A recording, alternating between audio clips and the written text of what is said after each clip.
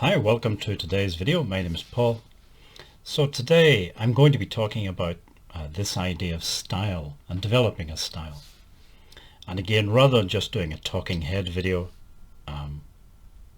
in the background will be a video of me creating some impressionist watercolor landscape. A few videos ago I talked about different ways of sort of painting skies in watercolor and some of the ways I use. This particular painting, I use the style of taking some tissue paper and mopping up some of the wet pigment from the paper, which allows some of the white paper to come through, and therefore you can create an impression of clouds that way.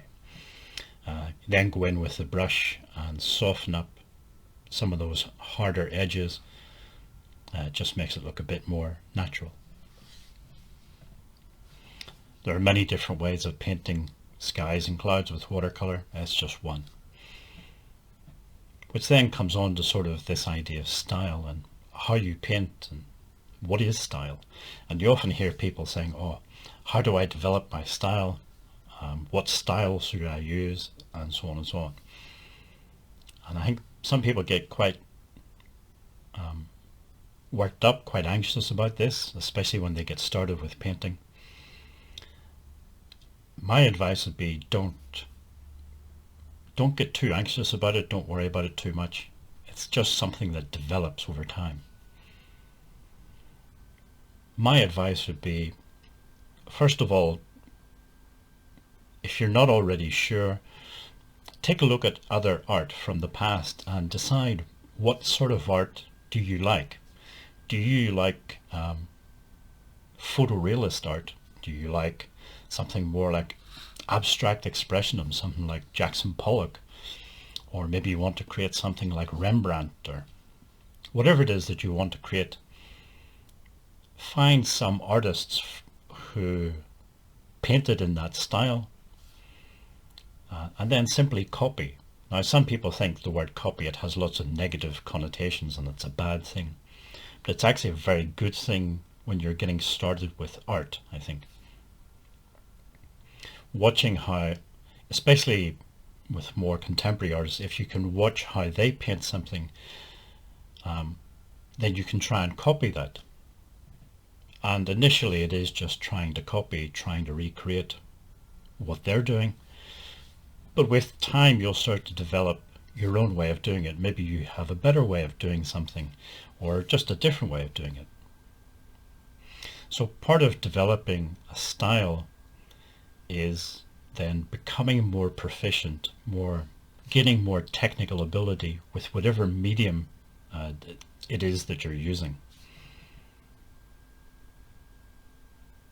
So really everyone has a style, even when you first get started.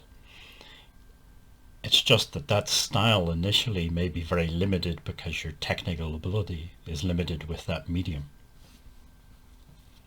And if you use different mediums, if you change medium, your style will change. So this watercolor landscape that I'm doing, if I recreated this landscape with, say, soft pastel, it's going to look very different, simply because, soft pastels, the final result doesn't look anything like a watercolor, and vice versa. And same if I recreated it again, this time using oil paint, it's going to look different again. So I think style is, first of all, personal choice. What sort of artwork do you like? And then it's how much technical ability do you have with a specific medium? And also, what medium do you want to use?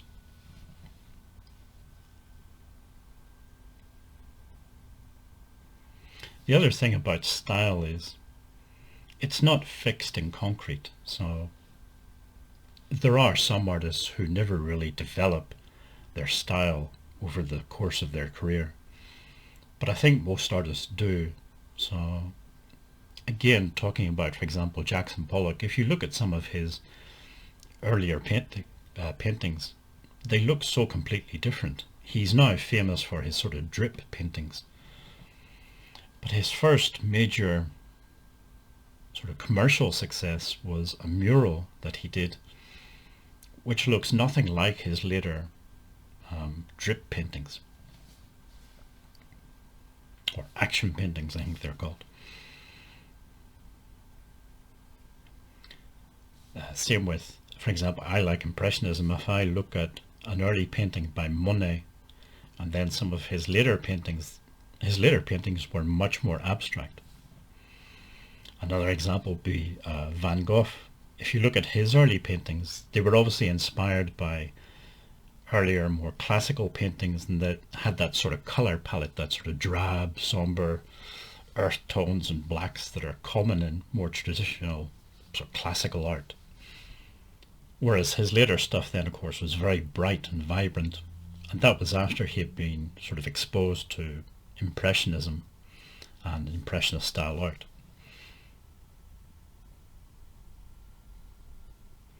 So I think you have to accept that whatever style you have now, and everyone does have a style, no matter what stage they're at in their art career, they have a style.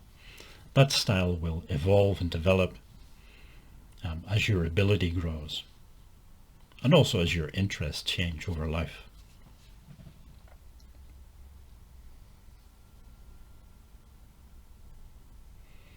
It's also possible, I think, to have more than one art style at any given time.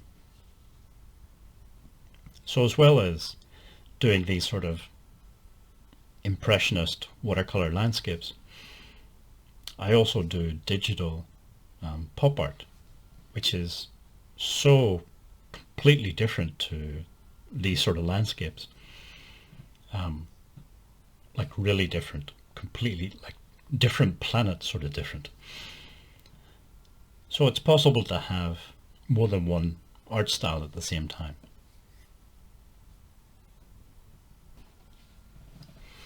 Okay, so this painting is getting towards the end now, almost finished. Sort of to sum up then, to develop a sort of art style, pick a style of art that you like, copy some of the artists that are famous with that style, choose a medium as well that you want to work with, and practice and be patient with yourself, and accept that a style is not something that you achieve. It's something that's just constantly evolving over time as your ability with that medium develops, and also as your interests develop and change through life. And remember, if you use more than one medium, it's possible to have completely different styles at the same time. Okay, if you'd like to subscribe, just click on the big red button below, and hopefully see you in the next video.